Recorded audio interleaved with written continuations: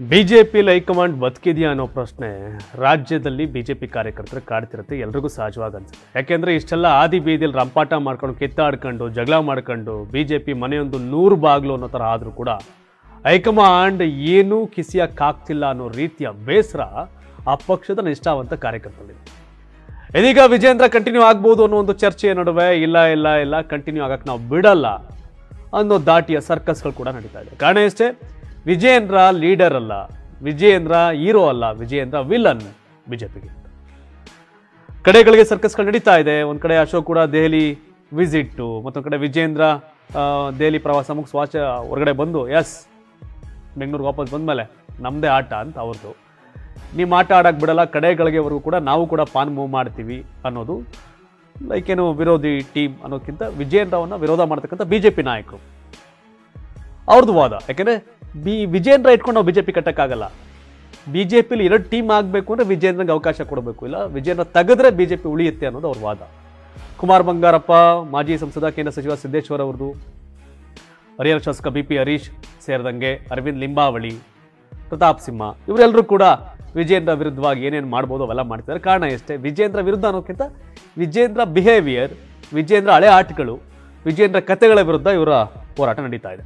But high command ಏನೋ ಈಗ ಒಂದು ಸ್ವಲ್ಪ ನಿರ್ಧಾರಕ್ಕೆ ಬಂದಂಗೆ ಕಾಣ್ತಿದೆ. ಸಾಕು ಈ ಕಿತ್ತಾಟ ಹಿಂಗೆ ಮುಂದುವರೆದ್ರೆ ಕಷ್ಟ, ಮುಂದೆ ಪಕ್ಷ ಅಧಿಕಾರಕ್ಕೆ ಬರಬೇಕು. ಮುಂದಿನ ಚುನಾವಣೆಯಲ್ಲಿ ರಾಜ್ಯದಲ್ಲಿ ಕಾಂಗ್ರೆಸ್ ಬಹಳಷ್ಟು ಸಮಸ್ಯೆ ಮಾಡ್ಕೊಂಡಿದೆ. ಈ ಟೈಮಲ್ಲಿ ಕೂಡ ಹೋರಾಟ ಮಾಡ್ತಿಲ್ಲ, ಇವರೇ ಕಚ್ಚಾಡ್ಕೊಂಡು ನಿಂತಿದ್ದಾರೆ. ವಿಜೇಂದ್ರ ಕರೆದ್ರೆ ಮತ್ತೊಂದು ನಾಯಕರುಗಳು ಬರ್ತಾ ಇಲ್ಲ. ಬೆಂಗಳೂರಲ್ಲಿ ಸಭೆಗೆ ಅಶೋಕೆ ಅಟೆಂಡ್ ಆಗಲ್ಲ. ಸೊ ಹಾಗಾಗಿ ಈ ವಿಜೇಂದ್ರ ಎಲ್ಲರನ್ನೂ ಕೂಡ ಒಟ್ಟಿಗೆ ಕರ್ಕೊಂಡು ಹೋಗೋ ವಿಷಯದಲ್ಲಿ ಫೇಲ್ ಆಗ್ತಾ ಇದ್ದಾರೆ ಅನ್ನೋ ಹಿನ್ನೆಲೆ ಈಗ ಯಡಿಯೂರಪ್ಪ ಅಖಾಡಕ್ಕೆ ಬಂದಿದ್ದಾರೆ. ಯಾಕಂದ್ರೆ ಯಡಿಯೂರಪ್ಪನ ಒಪ್ಪಕ್ಕೆ ರೆಡಿ ಇದ್ದಾರೆ. ಬಿಜೆಪಿಯಲ್ಲಿ ಬಹಳಷ್ಟು ಜನ ಯಡಿಯೂರಪ್ಪ ಅವ್ರನ್ನ ಒಪ್ತಾರೆ, ಆದರೆ ವಿಜೇಂದ್ರನ ಒಪ್ಪಕ್ಕೆ ರೆಡಿ ಇಲ್ಲ. ಆ ಕಾರಣಕ್ಕೆ ಮಗನ ಪರವಾಗಿ ಯಡಿಯೂರಪ್ಪ ಅಖಾಡಕ್ಕೆ ಇಳ್ತಾರೆ, ಬಿಜೆಪಿ ಪರವಾಗಲ್ಲ. ಮಗನ ಅಧಿಕಾರವನ್ನು ಉಳಿಸೋಕೆ ಯಡಿಯೂರಪ್ಪ ಅಖಾಡಕ್ಕೆ ಇಳಿದಿದ್ದಾರೆ. ಹಾಗೆ ನೀವೇನೇ ಅಖಾಡಕ್ಕೆ ಇಳಿದ್ರು ಸಹ ನಾವಂತೂ ಬಿಡಲ್ಲ ಅನ್ನೋ ದಾಟಿಯ ವರ್ತನೆ ನಿಮ್ಗೆ ಗೊತ್ತಿರಲಿ. ರಾಜ್ಯಾದ್ಯಂತ ಖಾಲಿ ಚಕ್ರ ಕಟ್ಕೊಂಡು ಪ್ರವಾಸ ಮಾಡ್ತೀನಿ ಅಂತ ಯಡಿಯೂರಪ್ಪ ಹೇಳ್ತಾರೆ ಒಂದು 6-7 ತಿಂಗಳ ಹಿಂದೆ. ಆಗ ರಮೇಶ್ ಜಾರಕಿಹೊಳಿ ಹೇಳ್ತಾರೆ, ನೀವು ಪಾರ್ಟಿ ಉಳ್ಸಕ ಮಗನ್ ಉಳ್ಸಕ ಅಂತ. ಆಗ ನೀವು ಓದ್ ಕಡೆ ಪ್ರತಿಭಟನೆ ಮಾಡ್ತಾರೆ ಯಡಿಯೂರಪ್ಪ ಬೆಂಬಲಿಗರು, ನಿಮ್ಮನ್ನು ಕಾಲಿಡಕ್ ಬಿಡಲ್ಲ ಅಂತ ರಮೇಶ್ ಜಾರಕಿಹೊಳಿ ವಿರುದ್ಧ ವಿಜೇಂದ್ರ ವಾಗ್ದಾಳಿ ಮಾಡ್ತಾರೆ. ಆಗ ರಮೇಶ್ ಜಾರಕಿಹೊಳಿ ಒಂದು ಮಾತು ಹೇಳ್ತಾರೆ, ವಿಜೇಂದ್ರ ಬಚ್ಚ ನೀನು ಶಿಕಾರಿಪುರಕ್ಕೆ ಬರ್ತೀನಿ, ಟೈಮ್ ನೀನು ಫಿಕ್ಸ್ ಮಾಡು ಅಂತ. ವಿಜೇಂದ್ರ ಗಪ್ ಚುಪ್, ಮಾತೇ ಆಡೋದಿಲ್ಲ, ತುಟಿಕ್ ಪಿಟಿಕ್ ಅನ್ನೋದಿಲ್ಲ ವಿಜೇಂದ್ರ. ಯಾಕೆ ಅಂತಂದ್ರೆ ರಮೇಶ್ ಜಾರಕಿಹೊಳಿ ಪ್ರಶ್ನೆ ಮಾಡಿದ್ದು ಯಡಿಯೂರಪ್ಪನವ್ರನ್ನ, ನೀವು ಪಾರ್ಟಿ ಕಟ್ಟಕ್ ಬರ್ತಾ ಇದ್ದೀರಾ ಮಗನ್ ಉಳ್ಸಕ್ ಬರ್ತಾ ಇದ್ದೀರಾ ಅಂತ. ಆಗ ಓದ್ ಕಡೆ ಬಂದ್ ಕಡೆ ಎಲ್ಲ ಪ್ರತಿಭಟನೆ ಮಾಡ್ತಾರೆ ನಿಮ್ ವಿರುದ್ಧ ಯಡಿಯೂರಪ್ಪ ಬೆಂಬಲಿಗರು, ನಿಮ್ಮನ್ನು ಕಾಲಿಡಕ್ ಬರಲ್ಲ ಅಂದ್ರು ವಿಜೇಂದ್ರ. ನಾನು ಶಿಕಾರಿಪುರಕ್ಕೆ ಬರ್ತೀನಿ ಕಣಪ್ಪ ವಿಜೇಂದ್ರ, ಅದೇನು ಟೈಮ್ ಫಿಕ್ಸ್ ಮಾಡು ಅಂತ.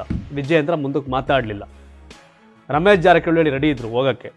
ಸೊ ಹಾಗಾಗಿ ವಿಜೇಂದ್ರ ಒಂದಷ್ಟು ಎಡವಟ್ಟು ಹೇಳಿಕೆಗಳು, ನಿರ್ಧಾರಗಳು ಇವತ್ತಿನ ಈ ಸನ್ನಿವೇಶಕ್ಕೆ ಕಾರಣ. ಬಟ್ ಹೈಕಮಾಂಡ್ ಅಂತಿಮವಾಗಿ ವಿಜೇಂದ್ರ ಕೈಲಾಗಲ್ಲ, ನೀವೇನಾರು ಉಳಿಸ್ಕೊಳ್ಳಿ ಅನ್ನೋ ರೀತಿಯ ಸಂದೇಶ ಕೊಟ್ಟಂಗೈತೆ. ಹಾಗಾಗಿ ಯಡಿಯೂರಪ್ಪನವ್ರು ಮತ್ತೆ ಮನೇಲಿ ಕೂತವ್ರು ಎದ್ದು ಬಂದು ಎಸ್ ಅಂತ ಗರ್ಜಿಸ್ತಿದ್ದಾರೆ. ಸಹಜವಾಗಿ ಇವತ್ತು ಅದೇ ಪ್ರಶ್ನೆ ರಮೇಶ್ ಜಾರಕಿಹೊಳಿ, ಅರವಿಂದ್ ಲಿಂಬಾವಳಿ ಅವರ ಇವರು ಟೀಮ್ದು, ನೀವು ಉಳ್ಸಕ್ ಬರ್ತಿರೋದು ಪಾರ್ಟಿನ ಮಗನ್ನ ಅಂತ. ಯಡಿಯೂರಪ್ಪ ಮತ್ತೆ ಅಖಾಡಕ್ಕೆ ಇಳ್ತಿದ್ದಾರೆ. ರಾಜಾಹುಲಿ ಮತ್ತೆ ರೀ ಎಂಟ್ರಿ. ಆದರೆ ರಾಜಾಹುಲಿಯ ರೀ ಎಂಟ್ರಿ ಇತ್ತಲ್ಲ, ಯಡಿಯೂರಪ್ಪ ಗಡುಗಿದ್ರೆ ವಿಧಾನಸೌಧ ನಡುಗುತ್ತೆ ಅಂತಿತ್ತು 2004-5 ಸಂದರ್ಭ. 2006-8 DCM ಆದಮೇಲೆ ಮತ್ತೆ ಅವ್ರು CM ಆದಮೇಲೆ ಅವ್ರು ಜೈಲಿಗೆ ಹೋಗಿ ಬಂದ ಮೇಲೆ ಕುಸಿತು ಒಂದು ರೌಂಡು. ಯಡಿಯೂರಪ್ಪ ಜೈಲಿಗೆ ಹೋಗಿ ಬಂದ ಮೇಲೆ ಒಂದು ಅರ್ಧ ಕುಸಿತು. ಅದಾದ್ಮೇಲೆ ಯಡಿಯೂರಪ್ಪ 2019ರಿಂದ ಏನು ಮತ್ತೆ CM ಆದ್ರಲ್ಲ, ಆಗ ಮತ್ತೊಂದಿನ ವಿಜೇಂದ್ರ ಅವರ ಸೂಪರ್ CM ಕಾನ್ಸೆಪ್ಟ್ ಮತ್ತೆ ಹೊಡ್ತಾ ಬೀಳ್ತು ಯಡಿಯೂರಪ್ಪನವ್ರಿಗೆ. ಅದಾದ್ಮೇಲೆ ಇತ್ತೀಚೆಗೆ ಒಂದು ಪ್ರಕರಣ, ಏನು ಬಾಲಕಿ ಮೇಲಿನ ದೌರ್ಜನ್ಯ ಪ್ರಕರಣ, ಅದು ಕೂಡ ಯಡಿಯೂರಪ್ಪ ಅವ್ರ ಇಮೇಜ್ಗೆ ಡ್ಯಾಮೇಜ್ ಮಾಡಿತು.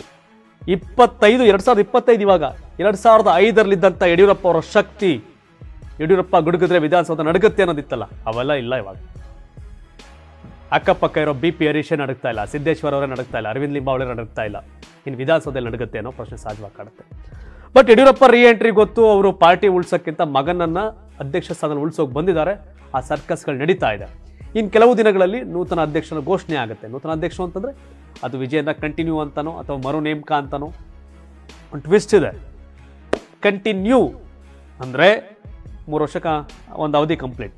ಮರು ನೇಮಕ ಅಂದರೆ ಮತ್ತೆ 3 ವರ್ಷಕ್ಕೆ ನೇಮಕ. ಹಾಗಾಗಿ ವಿಜೇಂದ್ರ ಇದ್ರೆ ಯಾವುದೇ ಕಾರಣಕ್ಕೂ ಇಲ್ಲಿ ಹೊಂದಾಣಿಕೆ ಆಗಲ್ಲ, ಪಾರ್ಟಿ ಅಧಿಕಾರಕ್ಕೆ ಬರೋಕ್ಕೆ ಸಾಧ್ಯ ಇಲ್ಲ ಅನ್ನೋ ಚರ್ಚೆಗಳ ನಡುವೆ ವಿಜೇಂದ್ರ ಈಗಾಗಲೇ ವಿಜಯ ಪತಾಕೆ ಆರಿಸಿದ್ದೀನಿ ಅಂತ ಅನ್ನೋ ಸಂಭ್ರಮದಲ್ಲಿದ್ದಾರೆ. ಆದರೆ ಬಿಜೆಪಿ ಹೇಳೋದು ವಿಜೇಂದ್ರ ಅಡ್ಜಸ್ಟ್ಮೆಂಟ್ ಗಿರಾಕಿ ಡಿಕೆ ಜೊತೆ.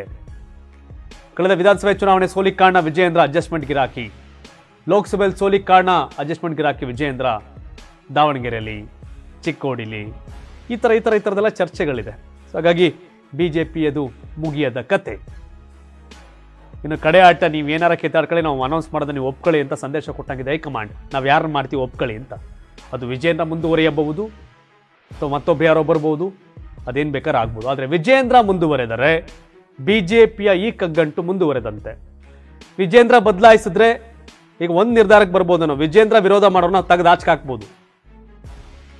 ನೀವು ಯಾರೇ ವಿರೋಧ ಮಾಡಿ ಗೆಟ್ ಔಟ್ ಅಂತ ಕಳಿಸ್ತೀವಿ ಅಂತ ಕಳಿಸ್ಬೋದು. ವಿಜೇಂದ್ರ ಅವ್ರನ್ನ ಬಿಟ್ಟು ಬೇರೆಯವ್ರು ಆಗ್ತಾಗ ವಿಜೇಂದ್ರ ಟೀಮ್ ಆಟಾಡ್ರೆ ಅವ್ರನ್ನೂ ತೆಗೆದು ಆಚೆ ಹಾಕ್ಬೋದು. ಯಾಕಂದ್ರೆ ಇನ್ನೂ 2 ವರ್ಷ ಟೈಮ್ ಇದೆ ಎಲೆಕ್ಷನ್ಗೆ, 2 ವರ್ಷ ಟೈಮ್ ಇದೆ.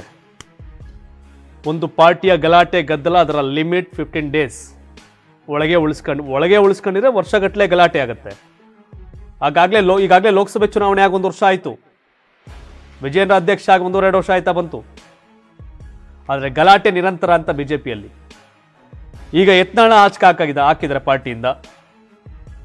ವಿಜೇಂದ್ರ ಅವ್ರನ್ನ ಉಳಿಸ್ಕೊಂಡ್ರೆ ಉಳಿದವ್ರು ಕಿರಿಕ್ ಮಾಡಿದ್ರು ಪಾರ್ಟಿಯಿಂದ ಆಚೆ ಹಾಕ್ಬೋದು 6 ವರ್ಷ ಅಮಾನತ್ತು ಅಂತ. ಅಥವಾ ವಿಜೇಂದ್ರ ಅವ್ರನ್ನ ಇಳಿಸಿ ಬೇರೆಯವ್ರನ್ನ ಮಾಡಿದ ತಕ್ಷಣ ವಿಜೇಂದ್ರ ಕಡೆಯವ್ರು ಎಗರಾಡಿದ್ರೆ ಅವ್ರನ್ನೂ ಆಚೆ ಹಾಕ್ಬೋದು. ಟೈಮ್ ಇದೆ ಇನ್ನು ಚುನಾವಣೆಗೆ. ಸೊ ಈ ಕಾರಣಕ್ಕೆ ಬಿಜೆಪಿಯ ಈ ಗಲಾಟೆ ದೆಹಲಿಯಲ್ಲಿ ಕಡೆ ಸರ್ಕಸ್ ಆದಂಗೆ ಕಾಣ್ತಿದೆ. ವಿಜೇಂದ್ರ ಕಡೆಯವರು, ವಿಜೇಂದ್ರ ವಿರುದ್ಧ ಇರೋರೆಲ್ಲ. ಸೊ ಹೈಕಮಾಂಡ್ ಈಗ ಎಚ್ಚದಂಗೆ ಕಾಣ್ತಿದೆ. ಬಟ್ ನಾವು ಕಂಡಂತೆ 56 ಇಂಚಿನ ಎದೆಯ ಮೋದಿ ಇರ್ಬೋದು, ಅಮಿತ್ ಶಾ ಇರ್ಬೋದನೋ, ನಡ್ಡಾ ಇರ್ಬೋದನೋ, ಎಲ್ಲ ಇರ್ಬೋದನೋ. ಆದರೆ ಸ್ಟೇಟ್ ಕರ್ನಾಟಕ ಬಿಜೆಪಿಯ ಕಿತ್ತಾಟವನ್ನು ಸರಿ ಮಾಡಲು ಆಗದಂತಹ ಹೈಕಮಾಂಡ್ ವೀಕ್ ಹೈಕಮಾಂಡ್ ಅಂತ ಹೇಳ್ಬೋದು. ಬಟ್ ಬಿಜೆಪಿ ಇಂಥ ದುಸ್ಥಿತಿಗೆ ಮರ್ಗ್ತಾ ಇರೋದು ಕಾರ್ಯಕರ್ತರು, ಲೀಡರ್ ಅಲ್ಲ. ಇವರೆಲ್ಲ ದುಡ್ಡು ಮಾಡ್ಕೊಂಡು ಮಜಾ ಮಾಡ್ತಾರೋ ಒಂದಷ್ಟು ಜನ. ಯಡಿಯೂರಪ್ಪ ಅವತ್ತು ಪಾರ್ಟಿ ಕಟ್ಟಿದ ಅನಂತಕುಮಾರ್, ಯಡಿಯೂರಪ್ಪ, ಬಿ ಶಿವಪ್ಪನವರು, ಬಸವರಾಜ ಪಾಟೀಲ್ ಸೇಡಮ್ ಅವರು ಸೇರಿದಂಗೆ ಒಂದಷ್ಟು ಜನ ಪಾರ್ಟಿ ಕಟ್ಟವ್ರೆ. ಈ ಪಾರ್ಟಿಗೆ ಕಾಂಟ್ರಿಬ್ಯೂಷನ್ ಭಾಳ ಚಂದ ಐತೆ. ಆದರೆ ಇವತ್ತು ಅದನ್ನು ಎನ್ಕ್ಯಾಶ್ ಮಾಡ್ಕೊಂಡು 100 ಕೋಟಿ ದುಡ್ಡು ಮಾಡ್ಕೊಂಡು ಒಂದಷ್ಟು ಜನ ಮೆರಿತಾರವ್ರು ಬೇರೆಯವರವ್ರೆ. ಲೀಡರ್ಗಳಾಗಿ ಅಂದರೆ ಆಲ್ಟರ್ನೇಟಿವ್ ಲೀಡರ್ಗಳಾಗಲಿಲ್ಲ. ಹೌದು, ಯಡಿಯೂರಪ್ಪ, ಅನಂತಕುಮಾರ್ ಆ ಲೆವೆಲ್ ಅಷ್ಟೇ ಬಿಜೆಪಿಗೆ ಲೀಡರ್ಗಳನ್ನು ಸಿಕ್ಕಿದ್ದು. ಈ ರಾಜ್ಯದಲ್ಲಿ ಪಾರ್ಟಿನ ಮುನ್ನಡೆಸೋಕೆ ಯಾರು ಲೀಡರ್ ಇಲ್ಲ. ಲೀಡರ್ಲೆಸ್ ಪಾರ್ಟಿ ಬಿಜೆಪಿ ಆಗಿದೆ ಇವತ್ತು. ಕೆಲವರು ರೇಂಜ್ ರೋವರ್ ಕಾರ್ ಅವ್ರಿಗೆ ಬದಲಾಗಿದೆ. ಲಕ್ಷದಲ್ಲಿದ್ದವರೆಲ್ಲ ಇವತ್ತು ಕೋಟಿ ಗಟ್ಟಲೆ ಮಾತಾಡ್ತಾವ್ರು ಕೆಲವರು. ಕಾರ್ಯಕರ್ತರ ಶ್ರಮ. ಆದರೆ ಇವತ್ತು ಬಿಜೆಪಿಗೆ ಲೀಡರ್ ಇಲ್ಲದ ಸನ್ನಿವೇಶ ನಿರ್ಮಾಣ ಆಗಿದೆ. ಲೀಡ್ರೇ ಇಲ್ಲ. ಸೊ ಹಾಗಾಗಿ ಇದು ಎಲ್ಲಿಗೆ ಹೋಗುತ್ತೋ ಗೊತ್ತಿಲ್ಲ. ಆದರೆ ಕೇರ್ಲೆಸ್, ಹೋಪ್ಲೆಸ್ ಹೈಕಮಾಂಡ್ ಬಿಜೆಪಿದು. ಇದರಿಂದ ಏನು ನಿರೀಕ್ಷೆ ಮಾಡೋಕ್ಕೆ ಸಾಧ್ಯ ಇಲ್ಲ ಅನ್ನೋದು ಕಾರ್ಯಕರ್ತರ ಅಭಿಪ್ರಾಯ. ಬಿಜೆಪಿಗೆ ಶಕ್ತಿನೇ ಕಾರ್ಯಕರ್ತರು. ಆ ಕಾರ್ಯಕರ್ತರ ಸಮಾಧಿ ಮೇಲೆ ಇವ್ರು ಬೇಕಾದಂಥ ಶೋಕಿಯನ್ನ ಕೆಲವರು ಮಾಡ್ತಾವ್ರೆ, ಅವ್ರ ಹಣೆಬರಗಳು. ತಾವೇನು ಹೇಳ್ತೀರಿ? ಬಿಜೆಪಿ ಕರ್ನಾಟಕದ ಸನ್ನಿವೇಶ ಏನು ಕತೆ? ವಿಜೇಂದ್ರ ಮುಂದುವರೆದ್ರೆ, ಬದಲಾಯಿಸಿದ್ರೆ, ವಿಜೇಂದ್ರ ಬದಲಾಯಿಸೋದಾದ್ರೆ ಯಾರಾಗ್ಬೋದು ರಾಜ್ಯಾಧ್ಯಕ್ಷರು? ಯಾರಾದ್ರೆ ಸೂಕ್ತ ಅನ್ಸುತ್ತೆ? ನಿಮ್ಮ ಅಭಿಪ್ರಾಯವನ್ನು ಕಾಮೆಂಟ್ ಮಾಡಿ. ಧನ್ಯವಾದ. ಇದು ಕರ್ನಾಟಕ ಟಿವಿ, ಕನ್ನಡಿಗರ ಧ್ವನಿ. ನಾನು 86 kg ಇದ್ದವಳು 71 kg ಬಂದಿದ್ದೀನಿ. ವಯಸ್ಸಾದ್ಮೇಲೆ ಸ್ಮಾರ್ಟ್ ಆಗಿ ಕಾಣ್ತೀರಾ ಅಂದ್ರೆ ಜಿನ್ನಿ. 126 kg ವೇಟ್ ಇದ್ದು ನಾವು ಈಗ 114 kg ಲೆಕ್ಕ ಬಂದಿದ್ದೀವಿ. ಯಾವುದೇ ಸೈಡ್ ಎಫೆಕ್ಟ್ ಆಗಿಲ್ಲ. 84 ರಿಂದ 50 kg ಬಂದೆ. ಆಮೇಲೆ ಸಣ್ಣಗೆ ಫಿಟ್ ಆಗಿದ್ದೀನಿ. ಅದಕ್ಕೆ ನಾನು ಯೂಸ್ ಮಾಡ್ತಾ ಇರೋದು ಜೀನಿ ಸ್ಲಿಮ್.